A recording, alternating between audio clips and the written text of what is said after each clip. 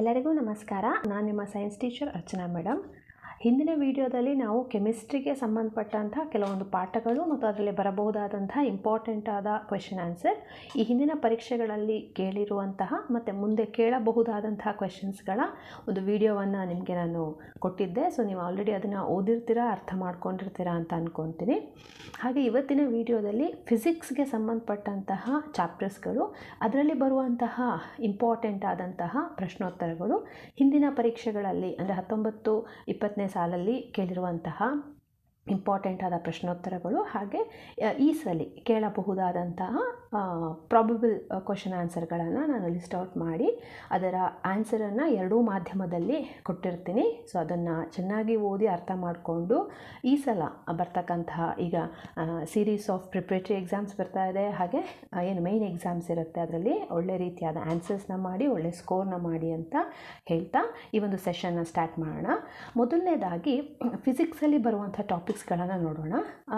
ಮೊದಲನೇದಾಗಿ ಇಂಪಾರ್ಟೆಂಟ್ ಆಗಿರುವಂತಹ ಟಾಪಿಕ್ಸ್ಗಳು electricity, magnetic effects of electric current, sources of energy, environment, ಹಾಗೆ ಲೈಟ್ಗೆ ಸಂಬಂಧಪಟ್ಟಂತಹ ಚಾಪ್ಟರ್. ಸೊ ಇದಿಷ್ಟು ನಾವು SSLCಯಲ್ಲಿ ನೋಡುವಂತಹ ಫಿಸಿಕ್ಸಿಗೆ ಸಂಬಂಧಪಟ್ಟಂತಹ ಟಾಪಿಕ್ಸ್. ಮೊದಲನೇದಾಗಿ ವಿದ್ಯುತ್ ಶಕ್ತಿ, ಎಲೆಕ್ಟ್ರಿಸಿಟಿಯಲ್ಲಿ ಇರುವಂತಹ ಇಂಪಾರ್ಟೆಂಟ್ ಆದಂಥ ಪ್ರಶ್ನೋತ್ತರಗಳನ್ನು ನೋಡೋಣ. ಮೊದಲನೇ question, the resistance of a conductor is 27 ohm if it is cut into 3 equal parts and connected in parallel, then its total resistance. ಅಂದರೆ ಒಂದು ರೆಸಿಸ್ಟೆನ್ಸ್ ಇದೆ, ಅಂದರೆ ಒಂದು ಕಂಡಕ್ಟರ್ಲಿರುವಂತಹ ಅಥವಾ ವಾಹಕದ ರೋಧ 27 ಆಗಿದ್ದಾಗ ಆ ಒಂದು ವಾಹಕವನ್ನು ನಾವು 3 ಈಕ್ವಲ್ ಪಾರ್ಟ್ಸ್ ಆಗಿ ಡಿವೈಡ್ ಮಾಡಿ ಅದನ್ನು ಪ್ಯಾರಲಲ್ ಆಗಿ ಕನೆಕ್ಟ್ ಮಾಡಿದಾಗ ಟೋಟಲ್ ರೆಸಿಸ್ಟೆನ್ಸ್ ಅಂದರೆ ಆರ್ ಅಲ್ವಾ, ಪ್ಯಾರಲಲ್ ಅಂದಾಗ ನಿಮ್ಗೆ ಗೊತ್ತಿದೆ 1/RP, ಅದನ್ನು ಕಂಡುಹಿಡಿಬೇಕು. ಎಷ್ಟಾಗುತ್ತೆ ಆನ್ಸರು ಅಂತ ಕೇಳಿದ್ದಾರೆ. ಇದು ಆಬ್ಜೆಕ್ಟಿವ್ ಟೈಪ್ಸಲ್ಲಿದೆ, 4 ಆಪ್ಷನ್ ಕೊಟ್ಟಿದ್ದಾರೆ. ಅದು ಸರಿಯಾದ ಆನ್ಸರ್ 3 ohm. ಹಾಗೆ a piece of metallic wire of resistance R is cut into 3 equal parts. These parts are then connected to parallel. If the total resistance of this combination is R1, then the value of R is to R1.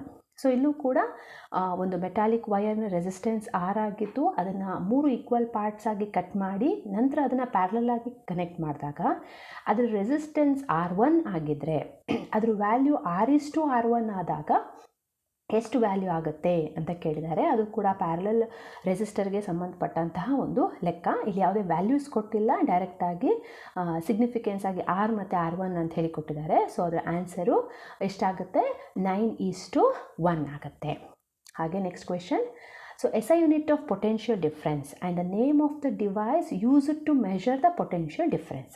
ಅಂದರೆ ವಿಭವಾಂತರ, ಆ ವಿಭವಾಂತರವನ್ನು ಕಂಡುಹಿಡಿತಕ್ಕಂಥ ಏಕಮಾನ ಮತ್ತು ಅದಕ್ಕೆ ಬಳಸ್ತಕ್ಕಂಥ ಉಪಕರಣ ಯಾವುದು ಅಂತ ಕೇಳಿದ್ದಾರೆ. ಆದರೆ ಏಕಮಾನ ವೋಲ್ಟ್ ಆಗಿರುತ್ತೆ ಹಾಗೂ ಅದಕ್ಕೆ ಬಳಸ್ತಕ್ಕಂಥ ಉಪಕರಣ ವೋಲ್ಟ್ ಮೀಟರ್. ಹಾಗೆ ಮುಂದಿನ ಪ್ರಶ್ನೆ, it is advantageous to connect electrical devices in parallel instead of connecting them in a series. Why? ಅಥವಾ according to Joule's law of heating, mention the factors on which heat produced in resistor depends. According to this law, write the formula used to calculate the heat produced. ಇಲ್ಲಿ 2 question ಇದೆ, ಅದರ first question attend ಮಾಡಿ ಅಥವಾ ಎರಡನೇ question. ಈಗ first question ಏನು ಹೇಳ್ತಾ ಇದ್ದಾರೆ ಅಂದರೆ, ಒಂದು ಕನೆಕ್ಟಿಂಗ್ ಡಿವೈಸಸ್ಸಲ್ಲಿ ನಾವು ಸೀರೀಸ್ ಆಗಿ ಕನೆಕ್ಟ್ ಮಾಡೋಕ್ಕಿಂತಲೂ ಪ್ಯಾರಲಲ್ ಆಗಿ ಕನೆಕ್ಟ್ ಮಾಡಿದ್ರೆ ಹೆಚ್ಚು ದಿನಗಳ ಕಾಲ ಬಾಳಿಕೆ ಬರುತ್ತೆ ಅಂತ ಹೇಳ್ತೀವಿ. ಯಾಕೆ ಅಂತ, because in a series circuit, if one component fails to the circuit is broken and none of the component work. But in a parallel circuit, current divides through the electrical gadgets.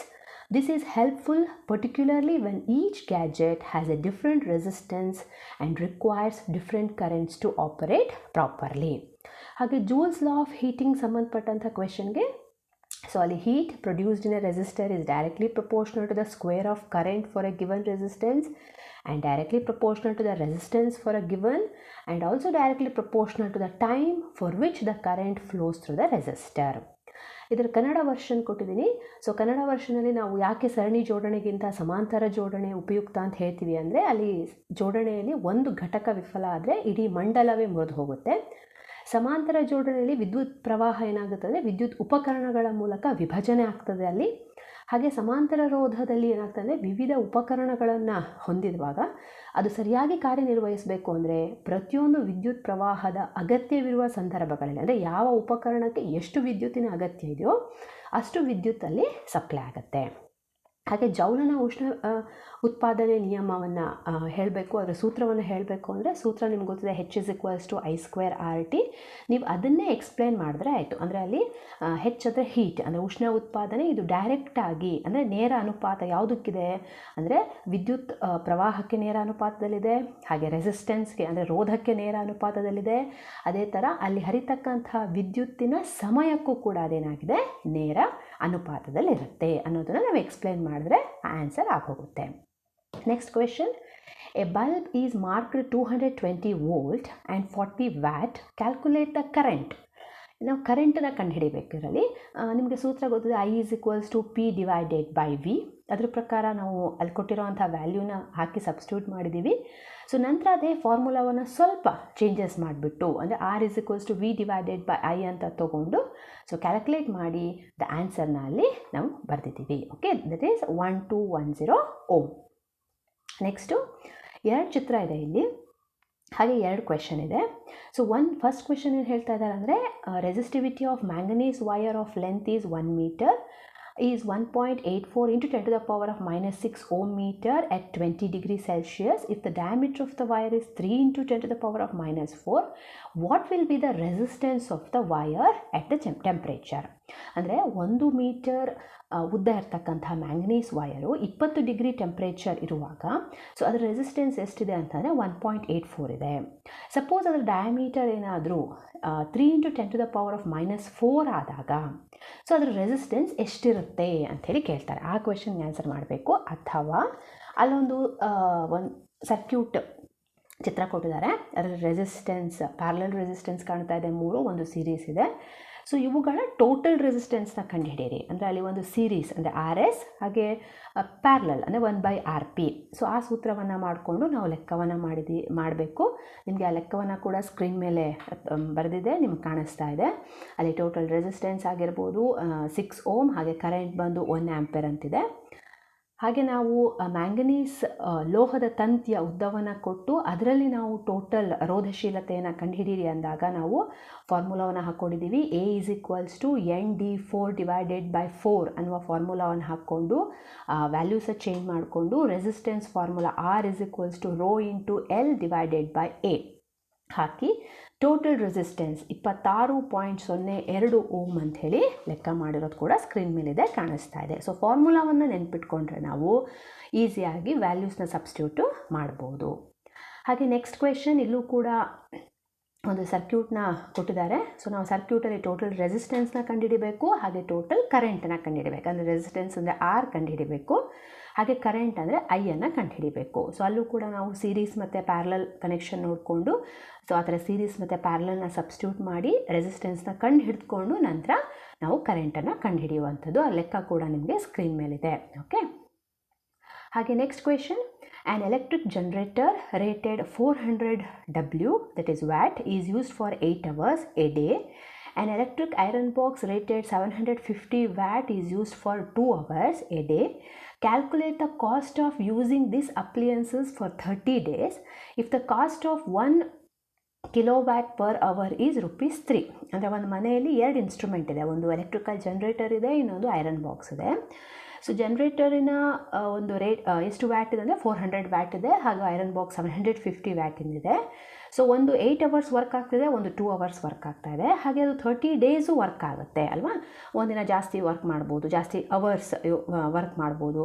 So ಆ ಥರ ಒಟ್ಟಲ್ಲಿ every day ಅದೇನಾಗ್ತಾ ಇದೆ ಅಂದರೆ ಒಂದು 8 hours every day work ಆಗುತ್ತೆ, ಇನ್ನೊಂದು every day 2 hours work ಆಗುತ್ತೆ.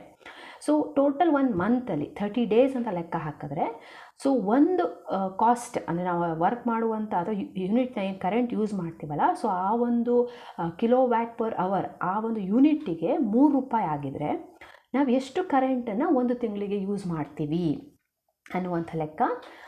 So ಎರಡೂ ಸಪ್ರೇಟಾಗಿ ಸಬ್ಸ್ಟಿಟ್ಯೂಟ್ ಮಾಡಿದ್ದೀವಿ 30 ಡೇಸ್ಗೆ. ಸೊ ಎರಡೂ ಸೇರಿ ₹3 ಲೆಕ್ಕಾಚಾರದಲ್ಲಿ ಮಾಡಿದ್ರೆ ಸೊ ಎಷ್ಟಾಗ್ತಾ ಇದೆ ಅಲ್ಲ ಅಮೌಂಟು ಅನ್ನೋದನ್ನು ಕೂಡ ನಿಮಗಲ್ಲಿ ಕಾಣಿಸ್ತಾ ಇದೆ ಅಲ್ವಾ, ಟೋಟಲ್ ಬಿಲ್ ಎಷ್ಟಾಗ್ತಾ ಇದೆ ಅಂಥೇಳಿ. ಓಕೆ, ಸೊ ಹಾಗೆ ಅದನ್ನೇ ನಾನು ಕನ್ನಡದಲ್ಲಿ ಕೊಟ್ಟಿರುವಂಥದ್ದು. ರೆಫ್ರಿಜರೇಟರ್ ಮತ್ತು ಇಸ್ತ್ರಿಪೆಟ್ಟಿಗೆಯನ್ನು 8 ಗಂಟೆ ಕಾಲ ರೆಫ್ರಿಜರೇಟರು, ಹಾಗೆ ಎಲೆಕ್ಟ್ರಿಕ್ ಜನರೇಟರ್ 8 ಗಂಟೆಗಳ ಕಾಲ ಹಾಗೂ ಐರನ್ ಬಾಕ್ಸ್ 2 ಗಂಟೆಗಳ ಕಾಲ ವರ್ಕ್ ಮಾಡಿದಾಗ ಟೋಟಲ್ ಎಷ್ಟು ಕರೆಂಟ್ನ ಅಂದರೆ ಎಷ್ಟು ಮೌಲ್ಯದ ವಿದ್ಯುತ್ ಬಿಲ್ ನಮಗೆ ಬರುತ್ತೆ ಅನ್ನೋದು. ಇಲ್ಲಿ ಲೆಕ್ಕ ಮಾಡುವಾಗ ಅದು ಇಂಗ್ಲೀಷಲ್ಲಿ ಇದೆಯಲ್ಲ, ಅದನ್ನು ಮತ್ತೆ ಕನ್ನಡಕ್ಕೆ ಟ್ರಾನ್ಸ್ಲೇಟ್ ಮಾಡಿಲ್ಲ ಲೆಕ್ಕವನ್ನು, ಬಟ್ ಕ್ವೆಶನ್ ಮಾತ್ರ ಅಲ್ಲಿ ಟ್ರಾನ್ಸ್ಲೇಟ್ ಮಾಡಿ ಕೊಟ್ಟಿದ್ದೀನಿ ನಿಮಗೆ. ಸೊ ಆನ್ಸರು ಮೇಲ್ಗಡೆ ಏನು ಇಂಗ್ಲೀಷಲ್ಲಿ ಬರೆದಿದೆಯಲ್ಲ ಅದು ಸೇಮ್, ಯಾಕಂದರೆ ಅಲ್ಲೇನು ಮತ್ತೇನು ವ್ಯತ್ಯಾಸ ಇರೋದಿಲ್ಲ. ಟರ್ಮಿನಾಲಜಿ ಮಾತ್ರ ನಾವು ಕನ್ನಡದಲ್ಲಿ ಹಾಕ್ಕೊತೀವಿ, ವ್ಯಾಲ್ಯೂಸ್ ಎಲ್ಲ ಸೇಮ್ ಇರುತ್ತೆ. ಸೊ ಹಾಗಾಗಿ ಅದನ್ನು ರಿಪೀಟ್ ಮಾಡಿಲ್ಲ. ಹಾಗೆ ನೆಕ್ಸ್ಟ್ 9ನೇ question, state Joule's law of heating, explain the working of electric filament in bulb, ಅಥವಾ state Ohm's law, how ammeter and voltmeter should be connected in electrical circuit, what is the uses of these instruments in the circuit. ಅಲ್ಲಿ questions ನೋಡಿ, ಪ್ರತಿ ಪಾಯಿಂಟಲ್ಲೂ different ಆನ್ಸರ್ಸ್ನ ಬರೀಬೇಕಾಗುತ್ತೆ. So ಹಾಗಾಗಿ question ಓದ್ಕೋಬೇಕಾದ್ರೆ ಏನೇನು ಕ್ವೆಶನ್ಸ್ನ ಕೇಳಿದ್ದಾರೆ ಅನ್ನುವಂಥದ್ದು ವೆರಿ ಇಂಪಾರ್ಟೆಂಟ್. ಈಗ ಫಸ್ಟಲ್ಲಿ ಜೂಲ್ಸ್ ಲಾ ಆಫ್ ಹೀಟಿಂಗ್ನ ಹೇಳಿಬಿಟ್ಟು ಹಾಗೆ ಅಲ್ಲಿ ಬಲ್ಬಲ್ಲಿರುವಂಥ ಫಿಲಮೆಂಟ್ ಏನು ಕೆಲಸ ಮಾಡುತ್ತೆ ಅನ್ನೋದನ್ನ ನಾವು ಎಕ್ಸ್ಪ್ಲೈನ್ ಮಾಡಬೇಕಾಗತ್ತೆ. So the heat produced in a resistor, ಇದು ಆಲ್ರೆಡಿ ಒಂದ್ಸಲ ಬಂದಿತ್ತು. It is directly proportional to the square of the current, and directly proportional to the resistance, and also directly proportional to the time. ಅದರ ಪ್ರಕಾರ formula H=I²RT. So ಇಲ್ಲಿ filament ಅಂತ ತೊಗೊಂಡ್ರೆ a strong metal with high melting point such as a tungsten is used for making bulb filament. The bulbs are usually filled with chemically inactive nitrogen and argon gases to prolong the life of the filament. Most of the power consumed by the filament appears as heat. It is small part of it is in the form of a light radiated. ನಿಮ್ಗೆ ಗೊತ್ತಿದೆ tungsten ತಂತಿಯನ್ನು ನಾವು ಬಳಸ್ತೀವಿ ಬಲ್ಬ್ಗಳಲ್ಲಿ. So ಅದೇನಾಗುತ್ತೆ, first heat ಆಗುತ್ತೆ, ಅದು heat ಆದ ಮೇಲೆ ನಮಗೆ ಬೆಳಕನ್ನು ಕೊಡುತ್ತೆ. ಹಾಗೆ ಬಲ್ಬ್ಗಳ ಲೈಫನ್ನ ಜಾಸ್ತಿ ಮಾಡೋದಕ್ಕೆ ನಾವಲ್ಲಿ ಇನ್ಯಾಕ್ಟಿವ್ ಆಗಿರುವಂಥ ನೈಟ್ರೋಜನ್ ಮತ್ತು ಆರ್ಗನ್ ಗ್ಯಾಸ್ಗಳನ್ನು ಕೂಡ ಬಳಸ್ತೀವಿ ಅನ್ನುವಂಥದ್ದು ಇದಕ್ಕೆ ಆನ್ಸರ್. ಹಾಗೆ ಓಮ್ಸ್ ಲಾವನ್ನು ಫಸ್ಟು ಸ್ಟೇಟ್ ಮಾಡಿ, ಆಮೇಲೆ ಆ ಮೀಟರ್ ಮತ್ತು ವೋಲ್ಟ್ ಮೀಟರ್ನ ಹೇಗೆ ಕನೆಕ್ಟ್ ಮಾಡಬೇಕು ಸರ್ಕ್ಯೂಟಲ್ಲಿ ಅಂತ ಹೇಳಬೇಕು. ಹಾಗೆ ಅವುಗಳ ಯೂಸಸ್ನ ಕೂಡ ಹೇಳಬೇಕು. ಅಲ್ಲಿ 3 ಡಿಫ್ರೆಂಟ್ ಕ್ವೆಶನ್ಸ್ ಆಗ್ತದೆ ಅಲ್ವಾ. Okay, the potential differences V across the ends of a given metallic wire in an electrical circuit is directly proportional to the current flowing through it at constant temperature. Then ammeter ಹೇಗೆ connect ಮಾಡಿರ್ತೀವಿ, series ಆಗಿ. Then volt meter parallel ಆಗಿ connect ಮಾಡಿರ್ತೀವಿ. So ammeter ಅಂತಂದರೆ ಕರೆಂಟನ್ನ measurement ಮಾಡುತ್ತೆ, ಹಾಗೆ volt meter ಅಂತಂದರೆ potential ಡಿಫ್ರೆನ್ಸಸ್ನ ನಾವು ಮೆಷರ್ ಮಾಡ್ತೀವಿ. ಸೊ ಓಮ್ಸ್ ಲಾ ಅಂದರೆ ಗೊತ್ತಾದ ನಿಮಗೆ V=IR ಅಂಥೇಳಿ ನಾವು ಬರಿತೀವಲ್ವಾ. ಸೊ ಅಲ್ಲಿಗೆ ಅಂದರೆ potential difference is directly proportional to the current at the constant temperature. ಅದನ್ನೇ ನಾವು ಆನ್ಸರ್ ಬರೆಯುವಂಥದ್ದು. ಸೊ ದ ಸೇಮ್ ಕ್ವೆಶನ್ನು ನಾವು ಕನ್ನಡದಲ್ಲಿ ಕೊಟ್ಟಿದ್ದೀನಿ. ಜೌಲ್ ಉತ್ಪಾದನೆ ನಿಯಮವನ್ನು ತಿಳಿಸಬೇಕು, ಹಾಗೆ ಈ ಪರಿಣಾಮ ಬಲ್ಬ್ನ ತಂತಿಯಲ್ಲಿ ಹೇಗೆ ಕಾರ್ಯನಿರ್ವಹಿಸುತ್ತೆ ಅಂತ, ಹಾಗೆ ಓಮನ ನಿಯಮವನ್ನು ತಿಳಿಸಿ, ಅದರಲ್ಲಿ ಅಮೀಟರ್ ಮತ್ತು ವೋಲ್ಟ್ ಮೀಟರ್ನ ಹೇಗೆ ಜೋಡಿಸಿರ್ತಾರೆ ಮತ್ತು ಅವುಗಳ ಉಪಯೋಗವನ್ನು ತಿಳಿಸಿ ಅನ್ನೋದನ್ನು ಕನ್ನಡದಲ್ಲಿ ಕೂಡ ಕೊಟ್ಟಿದ್ದೀನಿ, ನೀವು ನೋಡ್ಕೊಬೋದು. ಹಾಗೆ next question, define electric potential differences. So again some questions repetition ಇದೆ ನೋಡಿ. How ammeter connected in electrical circuit, explain the application of heating effect of electric current in an electric bulb and the fuse used in an electric circuit. ಹಾಗೆ state Ohm's law, explain the factors on which the resistance of a conductor depend. So ಈ questions ಎಲ್ಲ ನೋಡಿದಾಗ ನಿಮ್ಗೆ ಅರ್ಥ ಆಗುತ್ತೆ. So ಹೇಗೆ questions repeat ಆಗ್ತಾ ಇದೆ ಅಂದರೆ ಪ್ರೀವಿಯಸ್ ಇಯರ್ಸ್ಗಳಲ್ಲಿ, ಅಂದರೆ ಈ ಒಂದು ಕ್ವೆಶನ್ಸ್ಗಳು ಹೆಚ್ಚಿನ ಒಂದು ವೆಯ್ಟೇಜ್ ಇರುವಂಥ ಕ್ವೆಶನ್ಸ್. ಸೊ ಹಾಗಾಗಿ concentrate on those terminologies like ammeter, voltmeter, ohm's law, joule's law of heating effect, ಹಾಗೆ ಬಲ್ಬ್ ಲೈಕ್ ಫಿಲಮೆಂಟ್ ಇರ್ಬೋದು, ಫ್ಯೂಸ್ ಇರ್ಬೋದು. ಸೊ ಇವುಗಳ ಬಗ್ಗೆ ನಾವು ಹೆಚ್ಚಿನ ಒಂದು ಕಾನ್ಸಂಟ್ರೇಷನ್ ಮಾಡಬೇಕಾಗತ್ತೆ. Electrical potential differences between the 2 points in an electric circuit carrying some current is defined as the work done to move a unit charge from one point to another. This is the definitions for a potential differences. ಹಾಗೆ ಅಮೀಟರ್ನ ಹೇಗೆ connect ಮಾಡ್ತೀವಿ ಅಂದರೆ it is always connected in a series, and what is the uses of that ಅಂದರೆ it is used to find out the current in the circuit. Then a strong metal with high melting point, light like a tungsten, which gets very hot and emits the light is used in an electric bulb, is a current larger than the specified value flows through the circuit, then the fuse melts and break the circuit. ಅಲ್ಲಿ ಎರಡರದ್ದು definitions ಕೇಳಿದರು ಅಥವಾ ಎರಡರದ್ದು work ಹೇಗಾಗುತ್ತೆ ಅಂತ, like bulb ಮತ್ತು fuse. So bulb ಗೊತ್ತಿದೆ, tungsten ಫಿಲಮೆಂಟ್ನ use ಮಾಡಿರ್ತೀವಿ. So filament heat ಆದಮೇಲೆ bulb glow ಆಗುತ್ತೆ. ಹಾಗೆ ಫ್ಯೂಸ್ ಏನು ಮಾಡುತ್ತೆ ಅಂದರೆ ಲೈಕ್ ಮೆಲ್ಟ್ ಆಗುತ್ತೆ. So when the power fluctuation ಇದ್ದಾಗ, ಕರೆಂಟ್ ವೇರಿಯೇಷನ್ ಬಂದಾಗ ಆ ಒಂದು ಫ್ಯೂಸ್ ಏನಾಗುತ್ತೆ, ಮೆಲ್ಟ್ ಆಗುತ್ತೆ. ಸೊ ಡ್ಯೂ ಟು ದಿಸ್ ಈ ಎಲೆಕ್ಟ್ರಿಕಲ್ ಅಪ್ಲಯನ್ಸಸ್ ಏನಾಗುತ್ತೆ, so they will free from all the electric shocks ಆಗಿರ್ಬೋದು ಅಥವಾ ಎಲೆಕ್ಟ್ರಿಕ್ ಶಾರ್ಟ್ ಸರ್ಕ್ಯೂಟ್ ಆಗಿರ್ಬೋದು. ಹಾಗೆ ಓಮ್ಸ್ ಲಾನ ಅಗೇನ್ ರಿಪಿಟೇಷನ್ ಅಂದರೆ ದಟ್ಸ್ V = IR, ಅದನ್ನ ಡೆಫಿನೇಷನ್ನ ನಾವು ಬರೆದ್ರೆ ಆಯಿತು. ಹಾಗೆ ಯಾವ factors depends on the resistance of a conductor. So ಇಲ್ಲಿ ಫ್ಯಾಕ್ಟರ್ಸ್ನ ಬರಿತೀವಿ, that is length of the conductor, area of cross section, nature of the material ಹಾಗೂ temperature. So these are the very important factors which depends on the resistance of a conductor. Okay, so ಅದರ Kannada version ಕೂಡ ಕೊಟ್ಟಿದ್ದೀನಿ ಇಲ್ಲಿ. So ವಿದ್ಯುತ್ ವಿಭವಾಂತರದ ಬಗ್ಗೆ ಬರೆಯುವಂಥದ್ದು ಮತ್ತು ಓಮ್ನ ನಿಯಮ ಹಾಗೂ ವಾಹಕದ ರೋಧ ಯಾವ ಅಂಶಗಳ ಮೇಲೆ ಅವಲಂಬಿತ ಆಗಿದೆ ಅನ್ನುವಂಥದ್ದನ್ನು ಕೂಡ ಇಲ್ಲಿ ಕನ್ನಡ ವರ್ಷನಲ್ಲಿ ಕೊಟ್ಟಿರ್ತೀನಿ, ನೀವು ನೋಡ್ಕೋಬೋದು. ಹಾಗೆ 11ನೇ question, what is the meaning of statement of potential differences between 2 points is 1 volt. Name the instrument use to measure the potential difference. What is the resistance of a conductor? What is electric power? Write the formula use to find it. So ಇಲ್ಲಿ ಸುಮಾರು ಕ್ವೆಶನ್ಸ್ಗಳನ್ನ ನಾವು answer ಮಾಡಬೇಕಾಗತ್ತೆ. So first potential difference at 1 voltಗೆ answer ಮಾಡ್ತೀವಿ. ಏನು, if 1 joule of work is done to move a charge of 1 coulomb from one point to another point in a current carrying conductor, potential differences between the 2 points is 1 volt ಅಂತ ಹೇಳ್ತೀವಿ. ಹಾಗೆ ಅದನ್ನು calculate ಮಾಡುವಂಥ instrument ಅಂದರೆ that is nothing but a voltmeter. So ಹಾಗೆ electric power ಬಗ್ಗೆ ಹೇಳ್ತೀವಿ, that is a property of a conductor to resist or to return the motion of electric charge going through its, ಅದನ್ನು ನಾವು resistance ಅಂತೀವಿ. Then the rate at which electrical energy is dissipated or consumed in an electric circuit is called as a power. Then formula, so power ಕಂಡುಹಿಡಿಯೋಕ್ಕೆ different formulas ಇದೆ, that is P = VI ಹಾಕ್ಕೊಂಡು ಮಾಡ್ಬೋದು, ಅಥವಾ P = IV ಹಾಕ್ಕೊಂಡು ಮಾಡ್ಬೋದು, ಅಥವಾ P = WT ಹಾಕ್ಕೊಂಡು ಮಾಡ್ತೀವಿ, P = I²R ಅಥವಾ V²/R. So these are the different formulas we are going to use to find out the ಪವರ್ನ ಕಂಡುಹಿಡಿಲಿಕ್ಕೆ. ಓಕೆ, ಸೊ ಅದೇ ರೀತಿ ಕನ್ನಡ ವರ್ಷನ್ ಕೂಡ ಕೊಟ್ಟಿದ್ದೀನಿ ಇಲ್ಲಿ. ವಿಭವಾಂತರ ಅಂದರೆ ಏನು, ಹಾಗೆ ವಿಭವಾಂತರವನ್ನು ಕಂಡುಹಿಡಿಯೋದಕ್ಕೆ ಬಳಸುವಂಥ ಸಾಧನ ಯಾವುದು, ರೋಧ ಅಂತಂದ್ರೇನು, ವಿದ್ಯುತ್ ಸಾಮರ್ಥ್ಯ ಅಂದ್ರೇನು, ಹಾಗೆ ಅದನ್ನು ಕಂಡುಹಿಡಿಯುವಂತಹ ಸೂತ್ರಗಳನ್ನು ಕೂಡ ಕೊಟ್ಟಿದ್ದೀನಿ. That is P = VI, I²R ಹಾಗೂ V²/R. ನೆಕ್ಸ್ಟ್ ಪಾಠ ಬಂದು magnetic effects of electric current. So ಈ ಪಾಠದಲ್ಲೂ ಕೂಡ ಕೆಲವೊಂದು ಇಂಪಾರ್ಟೆಂಟ್ ಆದಂಥ ಕ್ವೆಶನ್ಸ್ನ ನೋಡೋಣ. ಇಲ್ಲಿ ಕೊಟ್ಟಿರುವಂಥ ಚಿತ್ರದಲ್ಲಿ ನಮ್ಗೆ ಕಾಣಿಸ್ತಾ ಇದೆ 2 ಮ್ಯಾಗ್ನೆಟ್ಸ್ಗಳಿದೆ.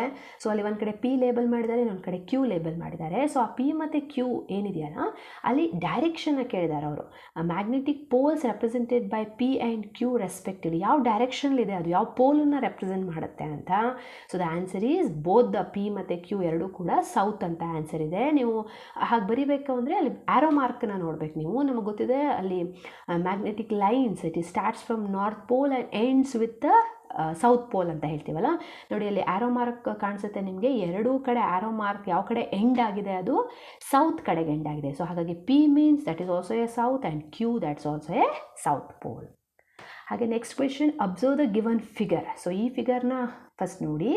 What type of current is induced in the coil by doing the experiment related to this figure, give reason for your answer. So ಈ ಚಿತ್ರವನ್ನು ನೋಡಿ, ಇಲ್ಲಿ ಯಾವ ಕರೆಂಟ್ ಅಂತ ಕೇಳಿದ್ರೆ it is alternating current. Here the deflection of galvanometer is just to be opposite to the previous. So ಅಲ್ಲಿ galvanometer deflection ಮೊದಲು ಯಾವ ಕಡೆಗಿರುತ್ತೋ ಅದರ ರಿವರ್ಸ್ ಕಡೆಗೆ. ಯಾವಾಗ ನಾವು ಮ್ಯಾಗ್ನೆಟನ್ನು ಒಳಗಡೆ ಇನ್ಸರ್ಟ್ ಮಾಡ್ತೀವೋ ಸೊ ಆಗ ಡಿಫ್ಲೆಕ್ಷನ್ನ ಕಾಣ್ತೀವಿ.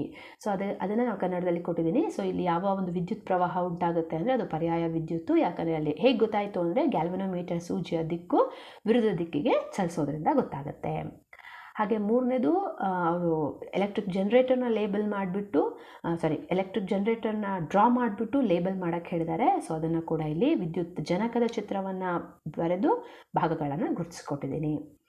ಹಾಗೆ 4ನೇ question, how do you trace the magnetic field lines around a bar magnet using the compass needle, explain, write the properties of a magnetic field lines. So ಒಂದು ಸ್ಮಾಲ್ ಕಂಪಾಸ್ ಅಂದರೆ question ಅರ್ಥ ಆಯಿತು ಅಂದ್ಕೊತೀನಿ. ಹೇಗೆ ನಾವು ಬಾರ್ ಮ್ಯಾಗ್ನೆಟನ್ನು ಮತ್ತು ಕಂಪಾಸನ್ನು ಇಟ್ಕೊಂಡು ನಾವು magnetic field ಲೈನನ್ನು ಹೇಗೆ ನಾವು ಡ್ರಾ ಮಾಡ್ಬೋದು ಮತ್ತು ಆ ಮ್ಯಾಗ್ನೆಟಿಕ್ ಫೀಲ್ಡ್ ಲೈನ್ಸಿನ ಪ್ರಾಪರ್ಟಿಗಳನ್ನು ಲಿಸ್ಟ್ ಔಟ್ ಮಾಡಿ ಅಂತ ಹೇಳಿ. So take small compass and a bar magnet, place a magnet on a sheet of white paper, fixed on a drawing board, mark the boundary of the magnet, place the compass near the north pole of the magnet, mark the position of two ends of the needle. Now move the needle to a new position such that the south pole occupies the position previously occupied by its north pole. In this way, proceed step by step till we reach the south pole of the magnet. Join the points marked on the paper by a smooth curve. This represents the field line. So repeat this experiment. You will get a series of magnetic field lines. The properties of the magnetic field lines andre the magnetic field lines emerge from north pole and merge at the south pole. At the pole, field lines are crowded and no two field lines are found to cross each other. So ಅದರ Kannada version ಕೂಡ ಇಲ್ಲಿದೆ. ಹೇಗೆ ಕಂಡು ಹಿಡಿತೀರಾ ಅಂತಂದರೆ, ನಾವು ಒಂದು ಮ್ಯಾಗ್ನೆಟನ್ನು ತೊಗೊಂಡು paper ಮೇಲೆ ಸ್ಟಿಕ್ ಮಾಡಿಬಿಟ್ಟು ಸ್ಮಾಲ್ ಕಂಪಾಸನ್ನು ಮ್ಯಾಗ್ನೆಟಿನ ನಾರ್ತ್ ಪೋಲ್ ಹತ್ರ ಇಟ್ಕೊಂಡು ಡೈರೆಕ್ಷನ್ ಚೆಕ್ ಮಾಡಿದಾಗ ಅದು ಹೇಗೆ ನಾರ್ತ್ ಸೌತ್ ಬರುತ್ತಲ್ಲ, ನಾವು ಅಲ್ಲಿ ಡಾಟ್ ಇಟ್ಕೋತಾ ಹೋದರೆ ಸೊ ಅದು ಎಲ್ಲಿ ತನಕ ರೀಚ್ ಆಗುತ್ತೆ, ಆ ಒಂದು ಮ್ಯಾಗ್ನೆಟಿನ ಸೌತ್ ಪೋಲಿಗೆ ರೀಚ್ ಆಗುತ್ತೆ. ನಂತರ ನಾವು ಮಾರ್ಕ್ ಇರುವಂಥ ಆ ಮಾರ್ಕನ್ನು ಪೆನ್ಸಿಲ್ ಮೂಲಕ ಜಾಯಿಂಟ್ ಮಾಡಿದಾಗ ನಮಗೆ ಮ್ಯಾಗ್ನೆಟಿಕ್ ಫೀಲ್ಡ್ ಲೈನ್ಸ್ ಅಂದರೆ ಕಾಂತೀಯ ಬಲರೇಖೆಗಳು ಸಿಗ್ತವೆ. ಕಾಂತೀಯ ಬಲರೇಖೆಗಳು ಉತ್ತರ ಧ್ರುವದಲ್ಲಿ ಹುಟ್ಟಿ ದಕ್ಷಿಣ ಧ್ರುವದಲ್ಲಿ ವಿಲೀನಗೊಳ್ತವೆ ಹಾಗೂ ಯಾವುದೇ ಎರಡು ಕಾಂತೀಯ ಬಲರೇಖೆಗಳು ಒಂದಕ್ಕೊಂದಕ್ಕೆ ಛೇದಿಸೋದಿಲ್ಲ ಹಾಗೂ ಕಾಂತದ ಒಳಭಾಗದಲ್ಲಿ ಅವು ದಕ್ಷಿಣ ಧ್ರುವದಿಂದ ಉತ್ತರ ಧ್ರುವದ ಕಡೆಗೆ ಏನು ಮಾಡ್ತವೆ, ಅವು ಚಲಿಸ್ತವೆ. ಇದು ಕಾಂತೀಯ ಬಲರೇಖೆಯ ಲಕ್ಷಣ ಆಗಿರುತ್ತೆ. ಹಾಗೆ next question, observe the given figure, explain the experiment related to this diagram, what conclusion can be drawn from this experiment. ಅಂದರೆ ಈ ಒಂದು ಡಯಾಗ್ರಾಮ್ನ ನೋಡಿಬಿಟ್ಟು ಈ ಡಯಾಗ್ರಾಮ್ ಏನನ್ನು ಹೇಳುತ್ತೆ ಅನ್ನೋದನ್ನು ನಾವು ಎಕ್ಸ್ಪ್ಲೇನ್ ಮಾಡಬೇಕು. ಸೊ ಈ ಡಯಾಗ್ರಾಮಲ್ಲಿ ಏನು ಕಾಣುತ್ತೆ ಅಂದರೆ, ನಮಗೆ ಅಲ್ಲಿ ಒಂದು ಪೈಪ್ ಇದೆ. ಪೈಪನ್ನು ನಾವು ಕಾಪರ್ ವೈರಿಗೆ ಸುತ್ತಿದ್ದೀವಿ. ಕಾಪರ್ ವೈರನ್ನು ಗ್ಯಾಲ್ವನೋಮೀಟರ್ಗೆ ಏನು ಮಾಡಿದ್ದೀವಿ, ನಾವಲ್ಲಿ ಕನೆಕ್ಟ್ ಮಾಡಿದ್ದೀವಿ. ನಂತರ ಒಂದು ಮ್ಯಾಗ್ನೆಟ್ ಇದೆ ಅಲ್ವಾ. ಸೊ ನಾವು ಅದು ಎಕ್ಸ್ಪೆರಿಮೆಂಟ್ರೆ ಏನು ಗೊತ್ತಾಗುತ್ತೆ ಅಂದರೆ, ನಾವು ಮ್ಯಾಗ್ನೆಟನ್ನು ಆ ಒಂದು ಪೈಪಿನ ಒಳಗಡೆ ಸ್ಲೋ ಆಗಿ ತೊಗೊಂಡು ಹೋದಾಗ ನಮಗೆ ಗ್ಯಾಲ್ವನೋಮೀಟ್ರಲ್ಲಿ ಡಿಫ್ಲೆಕ್ಷನ್ ಗೊತ್ತಾಗುತ್ತೆ. ಮ್ಯಾಗ್ನೆಟನ್ನು ಹೊರಗಡೆ ತಂದಾಗ ಡಿಫ್ಲೆಕ್ಷನ್ ಅಪೋಸಿಟ್ ಸೈಡಿಗೆ ಬರುತ್ತೆ. ಹಾಗೆ ಆ ಒಂದು ಮ್ಯಾಗ್ನೆಟನ್ನು ಫಾಸ್ಟಾಗಿ ತೊಗೊಂಡು ಹೋದಾಗ ಡಿಫ್ಲೆಕ್ಷನ್ನು ಫಾಸ್ಟಾಗಿರುತ್ತೆ. ಅಥವಾ ಅವೆರಡು ಸಪ್ರೇಟಾಗಿ ದೂರ ಇಟ್ಟಾಗ ಯಾವುದೇ ರೀತಿಯಾದ ಡಿಫ್ಲೆಕ್ಷನ್ನು ಕೂಡ ನಮಗೆ ಅಲ್ಲಿ ಕಾಣಿಸೋದಿಲ್ಲ. ಇದು ನಮಗೆ ಈ ಒಂದು ಎಕ್ಸ್ಪೆರಿಮೆಂಟಲ್ಲಿ ನಮಗೆ ಗೊತ್ತಾಗುವಂತಹ ಅಂಶಗಳು ಅಲ್ವಾ. ಅದನ್ನೇ ನಾನು ಇಂಗ್ಲೀಷಲ್ಲಿ ಮತ್ತು ಕನ್ನಡದಲ್ಲಿ ಎರಡರಲ್ಲೂ ಪಾಯಿಂಟ್ ಮಾಡಿ ಕೊಟ್ಟಿದ್ದೀನಿ. ಓಕೆ, ಸೊ ಇಂಗ್ಲೀಷಲ್ಲಿ ಏನಿದೆ ಅಂತಂದರೆ, when the north pole of the magnet is withdrawn from the cell, middle of the galvanometer is reflected in the opposite direction. When the magnet is held stationary inside the deflection, the galvanometer drops 0. When the magnet is moved inside the coil with a great force, galvanometer shows credit collection, and when magnet is moved with smaller force, the galvanometer shows the smaller deflection. When the magnet is stationary and the coil is moved towards or away from the magnet, galvanometer shows the deflection. ಹಾಗೆ conclusion ಏನಂತ ಬರಿತೀವಿ ಅಂದರೆ, motion of the magnet with respect to the coil produces induced potential differences which set up an induced electric current in the circuit. The direction of the induced current depends upon the direction of the movement of the magnet inside the coil. And the amount of induced current is directly proportional to the force with which the magnet is moved into or withdrawn from the cell. So ಇದು ಕನ್ನಡ ಹಾಗೆ English ಎರಡೂ ಕಡೆಯಲ್ಲಿ ನಿಮಗೆ ಅದರ ಎಕ್ಸ್ಪ್ಲನೇಷನ್ನ ಕೊಟ್ಟಿದ್ದೀನಿ, ನೀವು ಓದ್ಕೋಬೋದು. ಹಾಗೆ next question ಬಂದು, ಎರಡು ಕಾಲಮ್ ಇದೆ. ಕಾಲಮ್ ಎದಲ್ಲಿ ನಾವು ಡಿವೈಸ್ಗಳನ್ನು ಕೊಟ್ಟಿದ್ದೀವಿ, ಕಾಲಮ್ ಬಿಯಲ್ಲಿ ಅದರ ಯೂಸರ್ಸ್ಗಳನ್ನು ಕೊಟ್ಟಿದ್ದೀವಿ. ನಾವು ಅದನ್ನು ಮ್ಯಾಚ್ ಮಾಡಿ ಬರೆಯುವಂಥದ್ದು. ಫಾರ್ ಎಕ್ಸಾಂಪಲ್, ಈಗ ಕಮ್ಯುಟೇಟರ್ ಇದೆ, ಫ್ಯೂಸ್ ಇದೆ, ಗ್ಯಾಲ್ವನೋಮೀಟರ್ ಇದೆ ಹಾಗೂ ಎಲೆಕ್ಟ್ರಿಕ್ ಜನರೇಟರ್ ಇದೆ. ನಿಮಗೆ ಗೊತ್ತಿದೆ commutator reverse the direction of the current. ಹಾಗೆ ಫ್ಯೂಸ್ ಏನು ಮಾಡುತ್ತೆ, so protect the electrical appliances. ಹಾಗೆ ಗ್ಯಾಲ್ವನೋಮೀಟರ್ ಏನು ಮಾಡುತ್ತೆ, it detects the presence of electric current in a circuit. ಹಾಗೆ ಎಲೆಕ್ಟ್ರಿಕ್ ಜನರೇಟರ್ ಕೆಲಸ ಏನು, it converts the mechanical energy into electrical energy. So ಇದು ಕೂಡ ನಿಮಗೆ ಕನ್ನಡದಲ್ಲಿ ಎ ಪಟ್ಟಿ ಮತ್ತು ಬಿ ಪಟ್ಟಿ ಅಂತ ಮಾಡಿ, ಸೊ ಅಲ್ಲಿ ಕೆಲವೊಂದು ವಿದ್ಯುತ್ ಉಪಕರಣಗಳು ಮತ್ತು ಅವುಗಳ ಕಾರ್ಯವನ್ನು ಕೊಟ್ಟಿದ್ದೀನಿ, ಹಾಗೂ ಅದರ ಆನ್ಸರನ್ನು ಕೂಡ ನಿಮಗೆ ಅಲ್ಲಿ ಲಿಸ್ಟ್ ಔಟ್ ಮಾಡಿದ್ದೀನಿ. ಹಾಗೆ ನೆಕ್ಸ್ಟ್ ಕ್ವೆಶನ್ 7ನೇದು, how does overload and short circuit occur in an electric circuit? Explain what is the function of fuse during this situation. Mention the two properties of magnetic field lines. So first overload ಮತ್ತು short circuit ಅಂದರೆ ಏನು ಅಂತ ನೋಡೋಣ. Overload ಅಂದರೆ it can occur when the live wire and the neutral wire come into direct contact. So this occurs when the insulation of wire is damaged or there is a fault in the appliances. In such a situation, the current in the circuit abruptly increases. The Joule's heating that takes place in the fuse melt it, break the electrical circuit and prevents the electrical appliances from the possible damages. ಇದು overload ಮತ್ತು short circuit ಆದಾಗ ಮತ್ತು ಅದು ಹೇಗಾಗುತ್ತೆ ಮತ್ತು ಹೇಗೆ fuse ಅದನ್ನು ತಡೆಗಟ್ಟುತ್ತೆ ಅನ್ನೋದನ್ನು ಎಕ್ಸ್ಪ್ಲೈನ್ ಮಾಡಿದೆ. ಹಾಗೂ ನೆಕ್ಸ್ಟ್ ಮ್ಯಾಗ್ನೆಟಿಕ್ ಫೀಲ್ಡ್ ಲೈನ್ಸಲ್ಲಿ like no two field lines are cross to each other.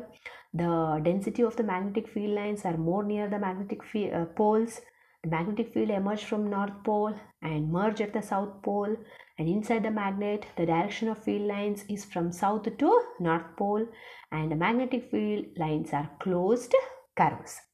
ಅದನ್ನೇ ನಮಗೆ ಕನ್ನಡದಲ್ಲಿ ಕಾಂತೀಯ ಬಲ ರೇಖೆಯ ಲಕ್ಷಣಗಳಾಗಿರ್ಬೋದು, ಹಾಗೆ ಓವರ್ಲೋಡ್ ಮತ್ತು ರಸ್ವಮಂಡಲ ಈ ರೀತಿ ಆದಾಗ ಫ್ಯೂಸ್ ಹೇಗೆ ಕೆಲಸ ಮಾಡುತ್ತೆ ಅನ್ನೋದನ್ನು ಕೂಡ ನಿಮಗೆ ಕನ್ನಡದಲ್ಲಿ ಎಕ್ಸ್ಪ್ಲೈನ್ ಮಾಡಿದ್ದೀನಿ. ಈಗ ನೆಕ್ಸ್ಟ್ ಚಾಪ್ಟರ್ ನಮ್ಮ ಪರಿಸರ. ಇಲ್ಲಿ ಬ್ಯಾಕ್ಟೀರಿಯಾವನ್ನು ವಿಘಟಕಗಳು ಎನ್ನಲು ಕಾರಣ ಏನು ಅಂದರೆ microorganisms like bacteria are called as decomposers. So ಯಾಕೆ ಅಂದರೆ it break down the complex organic substances into simple inorganic substances. ಅಷ್ಟೇ ಅಲ್ಲದೆ break down the dead remains and waste of the organisms. ಹಾಗೆ ಪೋಷಣಾ ಸ್ತರದಲ್ಲಿ ಶಕ್ತಿಯು ಒಂದು ಹಂತದಿಂದ ಇನ್ನೊಂದು ಹಂತಕ್ಕೆ ಸಾಗುತ್ತದೆ, ಆಗ ಅದರ ಪ್ರಮಾಣ ಯಾಕೆ ಕಡಿಮೆ ಆಗ್ತಾ ಹೋಗುತ್ತೆ ಅಂತಂದರೆ ದ ಫ್ಲೋ ಆಫ್ ಎನರ್ಜಿ ಏನಾಗುತ್ತೆ from one trophic level to another trophic level ಹೋಗ್ಬೇಕಾದ್ರೆ ಅದು ಪ್ರೋಗ್ರೆಸಿವ್ಲಿ ಅದು ಡಿಕ್ರೀಸ್ ಆಗ್ತಾ ಇದೆ. Because the flow of energy in the food chain is ಅದೇ ಯಾವಾಗಲೂ ಯೂನಿಡೈರೆಕ್ಷನಲ್ ಆಗಿರುತ್ತೆ. ಸೊ ಪ್ರೊಡ್ಯೂಸರಿಂದ ಲೈಕ್ ಪ್ರೈಮರಿ ಕನ್ಸ್ಯೂಮರಿಂದ ಸೆಕೆಂಡರಿ ಕನ್ಸ್ಯೂಮರ್ಗೆ ಹೋಗುತ್ತೆ ಹೊರತು ಇಟ್ ಓಂಟ್ ರಿವರ್ಟ್ ಬ್ಯಾಕ್ ಆಗೋದಿಲ್ಲ. ದೆನ್ ಈಚ್ ಒಂದು ಲೆವೆಲಿಂದ ಇನ್ನೊಂದು ಲೆವೆಲ್ಗೆ ಹೋಗ್ಬೇಕಾದ್ರೆ ಸ್ಯಾಮ್ ಅಮೌಂಟ್ ಆಫ್ ಎನರ್ಜಿ ಏನಾಗುತ್ತೆ ಅಲ್ಲಿ ಲಾಸ್ ಆಗ್ತಾ ಇರುತ್ತೆ. ಸೊ ಹಾಗಾಗಿ ಒಂದು ಹಂತದಿಂದ ಇನ್ನೊಂದು ಹಂತಕ್ಕೆ ಹೋಗ್ಬೇಕಾದ್ರೆ ಶಕ್ತಿಯ ಪ್ರಮಾಣದಲ್ಲಿ ಕಡಿಮೆ ಆಗುತ್ತೆ. ನೆಕ್ಸ್ಟು ರೀಸನ್ ಕೊಡೋಕ್ಕಿದೆ. ಸೊ ರೀಸನಲ್ಲಿ ಫಸ್ಟ್ ನೋಡಿ, ಆಹಾರ ಸರಪಣಿ 3 ಅಥವಾ 4 ಸ್ತರದಲ್ಲಿರಬೇಕು, ಅದಕ್ಕೆ ರೀಸನ್ ಕೊಡಬೇಕು. ವಿಘಟಕರು ಪರಿಸರ ವ್ಯವಸ್ಥೆಯನ್ನು ಉತ್ತಮ ಪಾತ್ರ ವಹಿಸುತ್ತವೆ ಯಾಕೆ? ಓಝೋನ್ ಪದರ ಕಾಪಾಡುವುದು ಅತಿ ಮುಖ್ಯ ಯಾಕೆ? ಈ 3 ಕ್ಯಾನ್ಸರ್ ಮಾಡಬೇಕು. ಅಥವಾ ಶಕ್ತಿ ಒಂದು ಹಂತದಿಂದ ಇನ್ನೊಂದು ಹಂತಕ್ಕೆ ಹೋಗುವಾಗ ಅದರ ಪ್ರಮಾಣ ಕಡಿಮೆ ಆಗ್ತದೆ, ಇದರಿಂದ ಸ್ತರಗಳು ಜಾಸ್ತಿ ಆದರೆ ಶಕ್ತಿಯ ಪೂರೈಕೆ ಕೂಡ ಕಡಿಮೆ ಆಗುತ್ತೆ. ಅದನ್ನು ಆನ್ಸರ್ ಮಾಡಬೇಕು. ಈಗ ಮೊದಲ 3 ಸೆಟ್ಸ್ ಆನ್ಸರ್ ಮಾಡೋದಾದರೆ, ಸೊ ಫುಡ್ ಚೈನ್ ಯಾಕೆ ಓನ್ಲಿ 3 or 4 ಸ್ಟೆಪ್ಸ್ ಇರಬೇಕು ಅಂದರೆ ನಿಮ್ಗೆ ಗೊತ್ತಿದೆ, ಸ್ಟೆಪ್ಸ್ ಅಂದರೆ ಟ್ರಾಪಿಕ್ ಲೆವೆಲ್ಸ್ಗಳ ಸಂಖ್ಯೆ ಜಾಸ್ತಿ ಆದಂಗೆ ಎನರ್ಜಿ ಕೂಡ ಏನಾಗುತ್ತೆ ಅಲ್ಲಿ ಕಡಿಮೆ ಆಗ್ತಾ ಹೋಗುತ್ತೆ. ಸೊ ಹಾಗಾಗಿ ಅದು ಮ್ಯಾಕ್ಸಿಮಮ್ 3 to 4 ಇತ್ತು ಅಂದರೆ ಸೊ ಪ್ರತಿ ಟ್ರಾಪಿಕ್ ಲೆವೆಲಿಗೂ ಮ್ಯಾಕ್ಸಿಮಮ್ ಅಮೌಂಟ್ ಆಫ್ ಎನರ್ಜಿ ಸಿಗುತ್ತೆ. ಹಾಗೆ ಡಿಕಂಪೋಸರ್ಸ್ನ ಯಾಕೆ ನಾವು ಬೆಸ್ಟ್ ರೋಲರ್ಸ್ ಅಂತ ಕರಿತೀವಿ ಅಂದರೆ ಬಿಕಾಸ್ ಅದೇನು ಮಾಡುತ್ತೆ ಅಂದರೆ ಡೆಡ್ ಆ್ಯಂಡ್ ಡಿಕೆ ಆರ್ಗ್ಯಾನಿಕ್ ಮೆಟೀರಿಯಲನ್ನು ಕನ್ವರ್ಟ್ ಇಂಟು ಮೆನ್ಯೂರ್ ಆಗಿ ಕನ್ವರ್ಟ್ ಮಾಡಿ ಭೂಮಿಗೆ ಸೇರಿಸುತ್ತೆ. ಅಂದರೆ ಲೈಕ್ ಮ್ಯಾಕ್ರೋ ಆರ್ಗ್ಯಾನಿಕ್ ಪಾರ್ಟಿಕಲ್ನ ಸಿಂಪಲ್ ಇನ್ಆರ್ಗ್ಯಾನಿಕ್ ಪಾರ್ಟಿಕಲ್ಸ್ ಆಗಿ ಕನ್ವರ್ಟ್ ಮಾಡುತ್ತೆ. ಹಾಗೆ ಓಝೋನ್ ಲೇಯರ್ನ ಏನಕ್ಕೆ ಪ್ರೊಟೆಕ್ಷನ್ ಮಾಡಬೇಕು ಅಂದರೆ so it protects us from harmful ultraviolet rays from the sun. ಸೂರ್ಯನಿಂದ ಭೂಮಿಯನ್ನು ಹಾನಿಕಾರಕ ಕಿರಣಗಳಿಂದ ರಕ್ಷಿಸುತ್ತೆ ಅಲ್ವಾ. ಈ ಎಲ್ಲ ಕಾರಣಕ್ಕೆ ನಾವು ಅದನ್ನ ಅಂದರೆ ಓಝೋನ್ ಪದರವನ್ನು ರಕ್ಷಣೆ ಮಾಡಬೇಕು. ಅಥವಾ ನೆಕ್ಸ್ಟ್ ಕ್ವೆಶನ್ ಏನಿದೆ ಅಂದರೆ the loss of energy at each step is so greater that very little usable energy remain after the 4 trophic levels ಅಲ್ವಾ. ಅಂದರೆ ಪೋಷಣಾ ಸ್ತರಗಳು ಜಾಸ್ತಿ ಆಗ್ತಾ ಹೋದ ಹಾಗೆ ಎನರ್ಜಿ ಪ್ರಮಾಣ ಕೂಡ ಕಡಿಮೆ ಆಗುತ್ತೆ. ಯಾಕೆ ಅಂತಂದರೆ ಅಲ್ಲಿ ಸ್ಮಾಲ್ ಅಮೌಂಟ್ ಆಫ್ ಎನರ್ಜಿ ಏನಾಗ್ತದೆ ಅಲ್ಲಿ ಲಾಸ್ ಆಗ್ತದೆ. ಸೊ ಹಾಗಾಗಿ ಸ್ತರಗಳು ಜಾಸ್ತಿ ಆದಾಗ ಎನರ್ಜಿಯ ಪ್ರಮಾಣ ಏನಾಗ್ತಾ ಬರುತ್ತೆ ಅಲ್ಲಿ ಡಿಕ್ರೀಸ್ ಆಗ್ತಾ ಬರುತ್ತೆ. ಇದು ಕನ್ನಡ ಮತ್ತು ಇಂಗ್ಲೀಷ್ ಎರಡೂ ಇದರಲ್ಲಿ ರೂಪದಲ್ಲಿ ಕೊಟ್ಟಿದ್ದೀನಿ, ಸೊ ಅದನ್ನು ಓದ್ಕೊಳ್ಳಿ. ಹಾಗೆ next chapter sources of energy. So following is eco friendly. ಕೊಟ್ಟಿರುವಂಥ 4 ಅಂಶಗಳಲ್ಲಿ ಯಾವುದನ್ನು ನಾವು ಈಕೋ ಫ್ರೆಂಡ್ಲಿ ಅಂದರೆ ಪರಿಸರ ಸ್ನೇಹಿ ಅಂತ ಯಾವುದನ್ನು ಕರಿತೀವಿ ಅಂದರೆ ಜೈವಿಕ ಅನಿಲ ಅಂದರೆ biogas power plant. Then biogas plant is a boon to the ಫಾರ್ಮರ್ಸ್ಗೆ ಆ ಜೈವಿಕ ಅನಿಲವನ್ನು ಯಾಕೆ ನಾವು ಅದನ್ನು ಬೂನ್ ವರ ಅಂತ ಯಾಕೆ ಕರಿತೀವಿ? ಕಾರಣ ಏನು ಅಂದರೆ the slurry left behind used as excellent manure rich in nitrogenous and phosphorus. It provide a safe and efficient method of waste disposal beside supplying energy and manure. ಅದೇ ಈ ಜೈವಿಕ ಸ್ಥಾವರದಲ್ಲಿ ಏನು ಉಳ್ಕೊಂಡಿರುತ್ತಲ್ಲ ಸ್ಲರಿ, ಅದನ್ನು ಕೂಡ ನಾವು ಗೊಬ್ಬರದ ರೂಪದಲ್ಲಿ ಗಿಡಗಳಿಗೆ ಕೊಡ್ತೀವಿ. ಅದರಲ್ಲಿ ಅತಿ ಹೆಚ್ಚಿನ ಫಾಸ್ಫರಸ್ ಮತ್ತು ನೈಟ್ರೋಜನ್ ಅಂಶ ಇರುತ್ತೆ. ಇದರಲ್ಲಿ ಯಾವುದು ವೇಸ್ಟ್ ಆಗುತ್ತೆ ಅನ್ನುವಂಥದ್ದೇ ಇರೋದಿಲ್ಲ. ಪ್ರತಿಯೊಂದನ್ನು ಕೂಡ ನಾವೇನು ಮಾಡ್ತೀವಿ, ಯೂಸಬಲ್ ಮೆಟೀರಿಯಲ್ ಆಗಿ, ಅಂದರೆ ಒಂದು ರೀತಿಯಾದ ಬೆಸ್ಟ್ ರೀಸೈಕಲಿಂಗ್ ಅಥವಾ ವೇಸ್ಟ್ ಡಿಸ್ಪೋಸಲ್ ಮೆಥಡ್ ಆಗಿ ಯೂಸ್ ಮಾಡ್ಕೋಬೋದು. ಸೊ ಹಾಗಾಗಿ ಅದನ್ನು ಒಂದು ರೀತಿ ವರ ಅಂತ ಹೇಳಿ ಕರೀತಾರೆ. Next, name the major constituent of biogas. Write the properties of biogas which make it a good fuel. And then name the two devices that work using the heat energy of the sun. Athava write the advantages of the solar cell and write any two hazards of nuclear power generation. So ಇಲ್ಲಿ or ಅಂತ ಇದ್ದಾಗ first set of 2 question ಬರೀಬೋದು ಅಥವಾ second set of 2 question ಬರೀಬೋದು. ನಾನು answer ನಿಮಗೆ 2 ಸೆಟ್ಟಿಂದ ಕೊಟ್ಟಿರ್ತೀನಿ. ಸೊ ಈಗ ಮೊದಲನೇದಲ್ಲಿ ಬಯೋಗ್ಯಾಸಲ್ಲಿರುವಂಥ ಮೇಜರ್ ಕಾನ್ಸ್ಟಿಟ್ಯೂಯೆಂಟ್ ಯಾವುದು? Methane, that is CH4. So ಅದರದ್ದು ಪ್ರಾಪರ್ಟೀಸ್ ಏನು ಅಂತಂದರೆ leaves no residues like a ash, it burns without smoke, it is also use for a lighting purpose ಅನ್ನು ಯೂಸ್ ಮಾಡ್ತೀವಿ. ಹಾಗೆ ಸೂರ್ಯನ ಶಕ್ತಿಯನ್ನು ಬಳಸ್ಕೊಂಡು ಯೂಸ್ ಆಗುವಂಥ 2 ಡಿವೈಸಸ್ ಯಾವುದು ಅಂದರೆ that is solar water heater ಹಾಗೂ ಸೋಲಾರ್ ಕುಕ್ಕರ್ ಅಲ್ವಾ. Next, then advantages of a solar ಸೆಲ್ಲಿನ ಅಡ್ವಾಂಟೇಜಸ್ ಏನು? ಸೋಲಾರ್ ಸೆಲ್ ಅಡ್ವಾಂಟೇಜಸ್ ಅಂದರೆ they do not have any moving parts, it require little maintenance and work with satisfactory without the use of any focusing devices, and it can be set up in a remote and inaccessible hamlets. Where is scarcely inhabited areas in which laying of a power transmission line may be expensive and not commercially viable. ಅಂದರೆ ಅದರ solar ಸೆಲ್ಲನ್ನು ಎಲ್ಲೆಲ್ಲಿ ಹಾಕ್ಬೋದು, ಅದರ advantages ಏನು ಅಂತಂದರೆ ಯಾವ ಜಾಗದಲ್ಲಿ ನಾವು ಎಲೆಕ್ಟ್ರಿಕಲ್ ಲೈನ್ಗಳನ್ನು ಹಾಕ್ಲಿಕ್ಕಾಗಲ್ಲ ಅಂತೀವೋ ಆ ಲೈನಲ್ಲೂ ಕೂಡ ನಾವೇನು ಮಾಡ್ಬೋದು, ಸೋಲಾರ್ ಸೆಲ್ಸ್ಗಳನ್ನು ಹಾಕ್ಬೋದು. ಯಾವುದೇ ರೀತಿಯಾಗಿ ಲೈಕ್ ಮೂವಿಂಗ್ ಪಾರ್ಟ್ಸ್ಗಳು ಅಂದರೆ wire connection, long wire connection ಆಗಿರ್ಬೋದು, ಆ ಥರ ಏನು ಹೆಚ್ಚಿನ ಅಂದರೆ ತೊಂದರೆಗಳಿಲ್ಲದೆ ಈಸಿಯಾಗಿ ಅದನ್ನು ಇನ್ಸ್ಟಾಲ್ ಮಾಡ್ಬೋದು. ಆಮೇಲೆ ಅಲ್ಲಿ ಹ್ಯಾಬಿಟ್ಯಾಟ್ ಇರಬೇಕು, ಮನುಷ್ಯ ಇರಬೇಕು, ಅಥವಾ ಅಲ್ಲಿ ಆ ಥರ ಯಾವುದೇ ರೀತಿಯಾದಂಥ ರೂಲ್ಸ್ ಆ್ಯಂಡ್ ರೆಗ್ಯುಲೇಷನ್ ಇಲ್ಲ. ಸೊ ಎಲ್ಲಿ ಕರೆಕ್ಟಾಗಿ ಸೂರ್ಯನ ಬೆಳಕು ಸಿಗುತ್ತೆ, ಸೂರ್ಯನ ಶಕ್ತಿಯನ್ನು ಎಲೆಕ್ಟ್ರಿಕಲ್ ಎನರ್ಜಿಯಾಗಿ ಕನ್ವರ್ಟ್ ಮಾಡುವಂಥ ಪ್ಲೇಸ್ ಇರುತ್ತೋ ಅಲ್ಲಿ ನಾವು ಸೋಲಾರ್ ಸೆಲ್ಸ್ಗಳನ್ನು ಪ್ಲ್ಯಾಂಟ್ ಮಾಡ್ಬೋದು. ಹಾಗೆ ನ್ಯೂಕ್ಲಿಯರ್ ಪವರ್ ಜನ್ರೇಷನಿಂದ ಏನೇನು ಪ್ರಾಬ್ಲಮ್ ಆಗುತ್ತೆ, ಏನೇನು ಹೆಜಾರ್ಡ್ಸ್ ಆಗುತ್ತೆ ಅಂತ ಕೇಳಿದ್ರೆ, improper nuclear waste storage and disposal results in the environmental contamination and there is a risk of accidental leakage of nuclear radiation. So ಅದರಿಂದ ಲೈಕ್ ಮ್ಯೂಟೇಷನ್ ಆಗ್ಬೋದು, ಪರಿಸರಕ್ಕೆ ಹಾನಿ ಉಂಟಾಗುತ್ತೆ. ಯಾವಾಗಲೂ ಅದೇನಾಗ್ತಿರುತ್ತೆ ಅಂದರೆ ಲೈಕ್ ಲೀಕೇಜ್ ರೀತಿಯಲ್ಲಿ ಆಗ್ತಾ ಇರೋದ್ರಿಂದ ಸುತ್ತಮುತ್ತದ ಪರಿಸರ ಏನಾಗುತ್ತೆ ಅಲ್ಲಿ ಹಾಳಾಗ್ತಾ ಬರುತ್ತೆ. ಸೊ ಹಾಗಾಗಿ ಅದನ್ನು ಎಷ್ಟು ಯೂಸ್ ಆಗಿ ಬಳಸ್ಕೊತೀವೋ ಅಷ್ಟೇ ಅದನ್ನು ಡಿಸ್ಪೋಸಲ್ ಮಾಡೋದು ಕೂಡ ಒಂದು ದೊಡ್ಡ ಟಾಸ್ಕ್ ಆಗಿರುತ್ತೆ. ಸೊ ಆ ಕ್ವೆಶನನ್ನು 2 ವರ್ಷನ್ ಕೊಟ್ಟಿದ್ದೀನಿ. ಜೈವಿಕ ಅನಿಲದಲ್ಲಿರುವಂಥ ಅಂಶ ಇರ್ಬೋದು, ಅದನ್ನು ಯಾಕೆ ಉತ್ತಮ ಇಂಧನ ಅಂತ ಹೇಳ್ತಾರೆ ಅನ್ನೋದಿರ್ಬೋದು, ಹಾಗೆ ನ್ಯೂಕ್ಲಿಯರ್ ಸ್ಥಾವರದ 2 ತೊಂದರೆ ಹಾಗೂ ಸೌರತಾಪಕದ 2 ಉಪಯೋಗ. ಸೊ ಇದನ್ನು ಕನ್ನಡದಲ್ಲೂ ಕೂಡ ನಿಮಗೆ ಕೊಟ್ಟಿದ್ದೀನಿ, ನೋಡ್ಕೊಳ್ಳಿ. ಹಾಗೆ ಗಾಳಿ ಫ್ಯಾನ್ ತಿರುಗಲು ಎಷ್ಟು ಗಾಳಿಯ ವೇಗ ಇರಬೇಕು ಅಂತಂದರೆ ಅದು 15 km/h ಇರಬೇಕು. ಹಾಗೆ ನೆಕ್ಸ್ಟ್ ಚಾಪ್ಟರ್ ಬೆಳಕು, ಅದು light, reflection and refraction. So ಇಲ್ಲಿ ಒಂದು ಚಿತ್ರ ಇದೆ, ಆ ಚಿತ್ರದಲ್ಲಿ draw the ray diagram for the image formation in a convex lens. ಅಂದರೆ ನಾವಿಲ್ಲಿ ಕಾನ್ವೆಕ್ಸ್ ಲೆನ್ಸಿನ ಒಂದು ಇಮೇಜನ್ನು ಬರೀಬೇಕು. ಆಬ್ಜೆಕ್ಟನ್ನು ಎಲ್ಲಿಟ್ಟಿದ್ದೀವಿ ನಾವು, ಫೋಕಸ್ F1ನಲ್ಲಿ ಇಟ್ಟಾಗ ಯಾವ ರೀತಿಯಾಗಿ ಇಮೇಜ್ ಬರುತ್ತೆ ಅನ್ನೋದನ್ನು ಒಂದು ರೇ ಡಯಾಗ್ರಾಮ್ ತೋರಿಸಿ ಎಂದಿದ್ದಾರೆ. ಸೊ ಆ ರೇ ಡಯಾಗ್ರಾಮ್ನ ನಾನಿಲ್ಲಿ ತೋರಿಸಿದ್ದೀನಿ. ಹಾಗೆ ನೆಕ್ಸ್ಟ್ ಕ್ವೆಶನ್, 2 ಕ್ವೆಶನ್ ಇದೆ, 2ರಲ್ಲಿ ಯಾವ್ದಾದ್ರು ಒಂದು ಬರಿಬೋದು. ಫಸ್ಟ್ ಕ್ವೆಶನ್ ಇದೆ, an object is kept on the principal axis of a concave mirror of length 12 cm. If the object of a distance is 18 cm from the mirror, calculate the image distance. Determine the nature of the image formed by calculating the magnification produced by the mirror.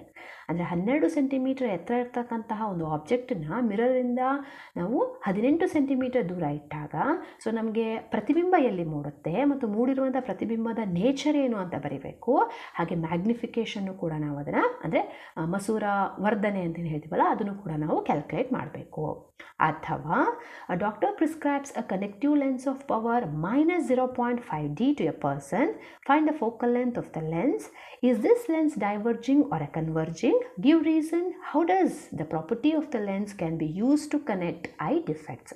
ಅಂದರೆ ಒಬ್ಬ doctor ಒಂದು ಪೇಷಂಟಿಗೆ ಲೆನ್ಸನ್ನ prescribe ಮಾಡ್ತಾರೆ. ಆ ಲೆನ್ಸಿನ power -0.5D ಇದೆ. ಹಾಗಾದರೆ ಅದು ಯಾವ lens? ಅದು ಕಾನ್ವೆಕ್ಸ್ ಲೆನ್ಸೋ ಕಾನ್ಕೇವ್ ಲೆನ್ಸೋ? ಹಾಗೂ ಅದರ ಯಾಕೆ ಆ ಲೆನ್ಸನ್ನು ಕೊಟ್ಟಿದ್ದಾರೆ, ಅದರ ಪ್ರಾಪರ್ಟಿ ಏನು, ಇದರಿಂದ ಅವನ ಕಣ್ಣಿನ ದೋಷ ವಾಸಿ ಆಗುತ್ತಾ ಅನ್ನುವಂಥ ಕ್ವೆಶನ್. ಎರಡರಲ್ಲಿ ಯಾವುದಕ್ಕಾದ್ರೂ ಒಂದಕ್ಕೆ ಆನ್ಸರ್ ಮಾಡ್ತೀವಿ. ಈಗ ಫಸ್ಟ್ ಕ್ವೆಶನ್ಗೆ ಪ್ರಾಬ್ಲಮ್ನ ನಾವು ಸಾಲ್ವ್ ಮಾಡುವಂಥದ್ದು. ಸೊ ಆ ಪ್ರಾಬ್ಲಮ್ ಸಾಲ್ವ್ ಮಾಡಿರುವಂಥದ್ದನ್ನು ಕೂಡ ನಾನು ಇಲ್ಲಿ ಸ್ಕ್ರೀನ್ ಮೇಲೆ ತೋರಿಸಿದ್ದೀನಿ. ಹಾಗೆ -0.5D ಸಾಮರ್ಥ್ಯ ಇರ್ತಕ್ಕಂಥ ಒಂದು ಮಸೂರವನ್ನು ಅವನಿಗೆ ಕೊಟ್ಟಿದ್ದಾರೆ ಅಂತಂದರೆ ಸೊ ಅದು ಯಾವ ಮಸೂರ ಆಗಿರುತ್ತೆ ಅನ್ನುವಂಥದ್ದನ್ನು ನಾವು ಬರೆದಿದ್ದೀವಿ. ನಂತರ ಆ ಮಸೂರದಿಂದ ಅವನ ಕಣ್ಣಿನ ಸಮಸ್ಯೆ ವಾಸಿ ಆಗುತ್ತಾ ಅಂತೇಳಿ. So the answer, the image formed is inverted, real and enlarged. This lens is, ಅದನ್ನು ಡೈವರ್ಜಿಂಗ್ ಲೆನ್ಸ್ ಅಂತ ಕರಿತೀವಿ. Because the power of a lens is negative, means the given length ಅಲ್ಲಿ ಯೂಸ್ ಮಾಡಿರುವಂಥ ಲೆನ್ಸ್ ಯಾವುದಾಗಿರುತ್ತೆ, ಕಾನ್ಕೇವ್ ಲೆನ್ಸ್ ಆಗಿರುತ್ತೆ. The divergent property of the lens is used to correct the myopia in myopic eye. The image of a distant object is formed in front of the retina and not on the retina. So ಅಲ್ಲಿ ಅವನಿಗಿರುವಂಥ ಸಮಸ್ಯೆ myopia, ಅದನ್ನು correct ಮಾಡೋದಕ್ಕೆ ನಾವು concave ಲೆನ್ಸನ್ನ ಬಳಸ್ಕೊಂಡಿರ್ತೀವಿ. So ಅದರ ಆನ್ಸರ್ನ ಹಾಗೂ first ಪ್ರಾಬ್ಲಮ್ನ solution ಕೂಡ ನಿಮಗೆ screen ಮೇಲಿದೆ. ಕನ್ನಡ ಮತ್ತು ಇಂಗ್ಲೀಷ್ ಎರಡೂ ವರ್ಷನಲ್ಲಿ ಅದನ್ನು ಕೊಟ್ಟಿದ್ದೀನಿ. ಹಾಗೆ next question, draw the ray diagram ಬರೀಬೇಕು. Object is kept between, so F1 ಮತ್ತು 2F1ಗಳ ನಡುವೆ ಆಬ್ಜೆಕ್ಟ್ ಇದೆ of the convex lens. With the help of the diagram mention the position and nature. So position ಎಲ್ಲಿ ಬೀಳುತ್ತೆ ಅಂದರೆ ನಾವು ಡಯಾಗ್ರಾಮ್ ನೋಡಿದಾಗ ಗೊತ್ತಾಗುತ್ತೆ. It is position of the image beyond the 2F2 ಇಂದ ಹಿಂದೆ ಬಿದ್ದಿದೆ, ಹಾಗೂ ಇಮೇಜ್ ರಿಯಲ್ ಆಗಿದೆ ಮತ್ತು ಎನ್ಲಾರ್ಜ್ ಆಗಿರುತ್ತೆ. ಸೊ ಕನ್ನಡದಲ್ಲಿ ಅದರ ಡಯಾಗ್ರಾಮ್ ಒಂದೇ ಇದೆ. ಸೊ ಕನ್ನಡದಲ್ಲಿ ಅದನ್ನು ಕ್ವೆಶನ್ನ ಕೊಟ್ಟಿದ್ದೀನಿ. ಮತ್ತು ಪ್ರತಿಬಿಂಬದ ಗಾತ್ರ ಮತ್ತು ಸ್ವರೂಪ ಅದು ಇಂಗ್ಲೀಷಲ್ಲಿರೋದು ಅರ್ಥ ಆಗುತ್ತೆ ಅಂತ ಮತ್ತೆ ಕನ್ನಡಕ್ಕೆ ಅದು ಟೈಪ್ ಮಾಡಿಲ್ಲ. So real, inverted. ರಿಯಲ್ ಅಂದರೆ ಗೊತ್ತಿದೆ ನಿಮಗೆ, ಸತ್ಯ ಪ್ರತಿಬಿಂಬ ತಲೆ ಕೆಳಗಾಗಿರುತ್ತೆ, ಎನ್ಲಾರ್ಜ್ ಅಂದರೆ ದೊಡ್ಡದಾಗಿದೆ ಅಂಥೇಳಿ. Next, state the law of refraction of a light ಬರಿಬೇಕು. ಹಾಗೆ ಒಂದು ಫಿಗರ್ ಇದೆ. ಸೊ ಆ ಫಿಗರಲ್ಲಿ ಲೈಟ್ ರೇಸ್ ಫ್ರಮ್ ಮೀಡಿಯಮ್ 2 ಇಂದ ಮೀಡಿಯಮ್ 1ಗೆ ಏನು ಬೆಳಕು ಹೋಗ್ತಾ ಇದೆ, ಆ ಹೋಗುವಂತಹ ಬೆಳಕಿನ ಕಿರಣಗಳನ್ನು ನಾವು ಮೆನ್ಷನ್ ಮಾಡೋಕ್ಕಿದೆ. ಅದೇ ಥರ ಇಲ್ಲಿ ಯಾವ ಮಾಧ್ಯಮ ಡೆನ್ಸರ್ ಅನ್ನೋದನ್ನು ಹೇಳಬೇಕು. ಹಾಗೆ differentiate between the concave and convex mirror ಮತ್ತು define the principal focus of a convex lens. So ಇದಿಷ್ಟು ಕ್ವೆಶನ್ಸ್ನ ನಾವು ಆನ್ಸರ್ ಮಾಡಬೇಕು. ಈಗ law of refraction of light ಅಂದರೆ the incident ray, the refracted ray and the normal to the interface of two transfer and media at the point of incidence all are lie in the same plane. The ratio of sine angle of incidence is to the sine angle of refraction is a constant for the light of a given color and for given pair of media. ಅಂದರೆ sin I by sin R is equals to constant ಅಂತ ಬರಿತೀವಿ. ಹಾಗೆ if I is the angle of incidence, R is the angle of refraction, then sin I by sin R is equals to constant. So ಇಲ್ಲಿ medium 1 and 2 ಅಂತ ಕೊಡ್ತಾರೆ ಡ್ರಾಯಿಂಗಲ್ಲಿ. ಅದು medium 1ಅನ್ನು ನಾವೇನಂತ ಕರಿತೀವಿ, it is a more denser ಅಂತ. When a ray of light travels from rarer medium to denser medium, it always bends towards the normal. ಅದರ basis ಮೇಲೆ ನಾವು ಮೀಡಿಯಮ್ 1ಅನ್ನು ಏನಂತ ಕರಿತೀವಿ, ಡೆನ್ಸರ್ ಅಂತ. ಇನ್ನು convex and concave mirror difference ಕೇಳಿದ್ದಾರೆ. Convex, the reflecting surface curved outwards, whether in ಕಾನ್ಕೇವಲ್ಲಿ ಇಟ್ ಈಸ್ ಕರ್ವ್ಡ್ ಇನ್ವರ್ಡ್ಸ್. ಇದರಲ್ಲಿ ವರ್ಚುವಲ್ ಆ್ಯಂಡ್ ಎರೆಕ್ಟ್ ಇಮೇಜ್ ಇರುತ್ತೆ, ಅದರಲ್ಲಿ ರಿಯಲ್ ಆ್ಯಂಡ್ ಇನ್ವರ್ಟೆಡ್ ಇಮೇಜಸ್ ಇರುತ್ತೆ. And diverge the light rays, so ಇದು converge the light rays. Okay, so ಈ ವರ್ಷನನ್ನು ಈ ಕ್ವೆಶನ್ಗೆ ಕನ್ನಡ ಮತ್ತು ಇಂಗ್ಲೀಷ್ ಎರಡರಲ್ಲೂ ಕೂಡ ನಾನು ಆನ್ಸರ್ನ ಕೊಟ್ಟಿದ್ದೀನಿ. ಸೊ ಅದೊಂದು ಡ್ರಾಯಿಂಗನ್ನು ಕನ್ನಡ ವರ್ಷನ ಎಕ್ಸ್ಪ್ಲೈನ್ ಮಾಡೋದ್ರಲ್ಲಿ ಆ ಡ್ರಾಯಿಂಗ್ನ ಹಾಕಿದ್ದೀನಿ. ಹೇಗೆ ಬೆಳಕು ಮಾಧ್ಯಮ 2ರಿಂದ ಮಾಧ್ಯಮ 1ಕ್ಕೆ ಹೋಗ್ತಾ ಇದೆ, ಸೊ ಅದು ಬೆಂಡ್ ಯಾವ ಕಡೆ ಬೆಂಡ್ ಆಗ್ತದೆ, it is towards the normal ಕಡೆಗೆ ಬೆಂಡ್ ಆಗ್ತಾ ಇದೆ ಅನ್ನುವಂಥದ್ದು. ಸೊ ಇದಿಷ್ಟು ನಾವು ಈ ಒಂದು ಲೈಟ್ ಚಾಪ್ಟರಲ್ಲಿ ನೋಡುವಂಥದ್ದು. ಸೊ ಇಲ್ಲೂ ಕೂಡ ನಿಮಗೆ ಕೆಲವೊಂದು ಪ್ರಾಬ್ಲಮ್ ಓರಿಯೆಂಟೆಡ್, ಏನು ಫಸ್ಟ್ ನಾವು ಎಕ್ಸ್ಪ್ಲೇನ್ ಮಾಡಿದ್ವಲ್ಲ, ಲೈಕ್ ಕಾನ್ವೆಕ್ಸ್ ಲೆನ್ಸ್ನ ಮಿರರಿಂದ ಎಷ್ಟು ದೂರ ಇಟ್ಟಿರ್ತೀವಿ, ಅಥವಾ ಕಾನ್ಕೇವ್ ಮಿರರಿಂದ ಎಷ್ಟು ದೂರಕ್ಕೆ ಇಟ್ಟಿರ್ತಾರೆ, ಆಗ ನಾವು ಅದರ ಪ್ರತಿಬಿಂಬ ಎಲ್ಲಿ ಬೀಳುತ್ತೆ ಅನ್ನುವಂಥದ್ದನ್ನು, ಮತ್ತು ಆ ಪ್ರತಿಬಿಂಬದ ಗಾತ್ರ ಹೇಗೆ, ಸ್ವರೂಪ ಹೇಗೆ ಅನ್ನುವಂಥ ಒಂದಿಷ್ಟು ಲೆಕ್ಕ ಆಗಿರ್ಬೋದು. ಅದು ಲೆನ್ಸಲ್ಲಿ ಮತ್ತು ಮಿರರಲ್ಲಿ. ಅದಕ್ಕೆ ಸಂಬಂಧಪಟ್ಟ ಹಾಗೆ ಮ್ಯಾಗ್ನಿಫಿಕೇಷನ್ ಅಂತ ಹೇಳಿ ಏನಿರುತ್ತಲ್ಲ, ಲೈಕ್ ಮಸೂರ ವರ್ಧನೆ ಅಂತ. ಸೊ ಅದನ್ನು ಕೂಡ ನೀವು ಹೆಚ್ಚು ಕಾನ್ಸಂಟ್ರೇಟ್ ಇಟ್ಟು ಓದ್ಕೊಂಡ್ರೆ ಈ ಲೈಟ್ ಚಾಪ್ಟ್ರಲ್ಲಿ ಅದಕ್ಕೆ ಸಂಬಂಧಪಟ್ಟಂಥ ಕ್ವೆಶನ್ಸ್ಗಳೇ ಇರುತ್ತೆ. ಹಾಗೂ ರೇ ಡಯಾಗ್ರಾಮ್ಸ್ ಸುಮಾರು ಮೊದಲ ಸೆಟ್ಟಲ್ಲಿ 8 ರೇ ಡಯಾಗ್ರಾಮ್ ಇರುತ್ತೆ. ಅಂದರೆ ಅದು ಮಿರರ್ಗೆ ಸಂಬಂಧಪಟ್ಟಂಗೆ, ಹಾಗೆ ಲೆನ್ಸ್ಗೆ ಸಂಬಂಧಪಟ್ಟಂಗೆ ಕೂಡ ಅಲ್ಲಿ 8 ಡಯಾಗ್ರಾಮ್ ಇರುತ್ತೆ. ಕಾನ್ವೆಕ್ಸಲ್ಲಿ ಸಪ್ರೇಟ್ ಇರುತ್ತೆ, ಕಾನ್ಕೇವಲ್ಲಿ ಸಪ್ರೇಟ್ ಇರುತ್ತೆ. ಸೊ ಆ ರೇ ಡಯಾಗ್ರಾಮ್ಗಳನ್ನ ಒಂದು ಸಲ ಟೆಕ್ಸ್ಟ್ ಬುಕ್ಕಲ್ಲಿ ಯಾವ ರೀತಿಯಾಗಿ ಯಾವ ಒಂದು ಬಿಂದುವಿನಲ್ಲಿ ಇಟ್ಟಾಗ ಪ್ರತಿಬಿಂಬ ಎಲ್ಲಿ ಬೀಳುತ್ತೆ ಅನ್ನುವಂಥ ಏನು ಆ ಟೇಬಲ್ ಇದೆ ಅಲ್ಲ, ಟೇಬಲ್ನ ಒಂದು ಸಲ ನೀವು ಅಬ್ಸರ್ವ್ ಮಾಡಿದ್ರೆ ಸೊ ಈಸಿಯಾಗಿ ಅದಕ್ಕೂ ಕೂಡ ನೀವೇನು ಮಾಡ್ಬೋದು, ಆನ್ಸರ್ ಮಾಡ್ಬೋದು. ಸೊ ಇದಿಷ್ಟು ಈ ಹಿಂದಿನ ಎಕ್ಸಾಮ್ಗಳಲ್ಲಿ ಕೇಳಿರುವಂತಹ ಅತಿ ಪ್ರಮುಖ ಪ್ರಶ್ನೆಗಳು. ಹಾಗೆ ಈ ಬಾರಿಯೂ ಇದಕ್ಕೆ ಸಂಬಂಧಪಟ್ಟಂಥ ಕ್ವೆಶನ್ಸ್ಗಳನ್ನು ಕೇಳಬಹುದು ಅಂತ ಊಹೆ ಮಾಡಿಕೊಂಡು ಆ ಇಂಪಾರ್ಟೆಂಟ್ ಆದ ಕ್ವೆಶನ್ಸ್ಗಳಿಗೆ 2 ಮಾಧ್ಯಮದಲ್ಲಿ ಆನ್ಸರ್ನ ಕೊಟ್ಟಿದ್ದೀನಿ. ಇಲ್ಲಿ ನೀವು ನೋಡಿರ್ಬೋದು, ಪ್ರತಿ ಕ್ವೆಶನ್ಸಲ್ಲಿ ಎಲ್ಲೂ ಕೂಡ ಸಿಂಗಲ್ ಕ್ವೆಶನ್ಸ್ ಇರೋದಿಲ್ಲ. ಎಲ್ಲ ಕ್ವೆಶನ್ಸ್ ಹೇಗಿರುತ್ತೆ, ಕಾಂಬಿನೇಷನ್ ಆಗಿರುತ್ತೆ. ಸೊ ಹಾಗಾಗಿ ನೀವು ಕ್ವೆಶನ್ಸ್ನೇ ಕರೆಕ್ಟಾಗಿ ಅರ್ಥ ಮಾಡಿಕೊಂಡು ಪ್ರತಿ ಕ್ವೆಶನ್ಸ್ಗೆ ನಾವು ಅದರಲ್ಲಿ ಆನ್ಸರ್ ಮಾಡಬೇಕಾಗಿರುತ್ತೆ. ಜಸ್ಟ್ ಹಾಗೆ ಓವರಾಗಿ ನೋಡಿಕೊಂಡಾಗ ಅಲ್ಲಿ ಒಂದೇ ಕ್ವೆಶನ್ಸ್ ಅನ್ಸಿರುತ್ತೆ, ಬಟ್ ನೀವು ಕರೆಕ್ಟಾಗಿ ಅರ್ಥ ಮಾಡ್ಕೊಂಡರಲ್ಲಿ ಕ್ವೆಶನ್ಸಲ್ಲಿ SI ಯೂನಿಟ್ ಇರುತ್ತೆ, ಅದರ ಯೂಸಸ್ ಇರುತ್ತೆ. ಸೊ ಹಾಗಾಗಿ ಪ್ರತಿ ಕ್ವೆಶನ್ಸ್ನ ಕರೆಕ್ಟಾಗಿ ಅರ್ಥ ಮಾಡಿಕೊಂಡು ಆನ್ಸರ್ಸ್ನ ಬರೀರಿ. ಒಳ್ಳೆ ರೀತಿಯಲ್ಲಿ ಸ್ಕೋರ್ ಮಾಡಿ. ಈ ವಿಡಿಯೋವನ್ನು ಕರೆಕ್ಟಾಗಿ ನೋಡಿ 2-3 ಸಲ ನೋಡಿ ಅರ್ಥ ಮಾಡ್ಕೊಳ್ಳಿ. ಹಾಗೂ ನಿಮಗೇನಾದರೂ ಮತ್ತೆ ಸಮಸ್ಯೆ ಬಂದರೆ ಖಂಡಿತ ನನಗೆ ಮೆಸೇಜ್ ಮಾಡಿ. ಇದಕ್ಕೆ ಸಂಬಂಧಪಟ್ಟಂಥ ಆನ್ಸರ್ನ ನಾನು ನಿಮಗೆ ಡೌಟ್ಸ್ ಇದ್ದರೆ ನಾನು ಅದನ್ನು ಕ್ಲಿಯರ್ ಮಾಡ್ಕೊಡ್ತೀನಿ ಅಂತ ಹೇಳ್ತಾ, ಮುಂದಿನ ವಿಡಿಯೋದಲ್ಲಿ ಬಯಾಲಜಿಗೆ ಸಂಬಂಧಪಟ್ಟಂಥ ಕ್ವೆಶನ್ ಆನ್ಸರ್ಗಳನ್ನು ನಿಮಗೆ ಕೊಡ್ತೀನಿ. ಸೊ ಅಲ್ಲಿ ತನಕ ಎಲ್ಲರಿಗೂ ಮತ್ತೊಮ್ಮೆ ನಮಸ್ಕಾರ.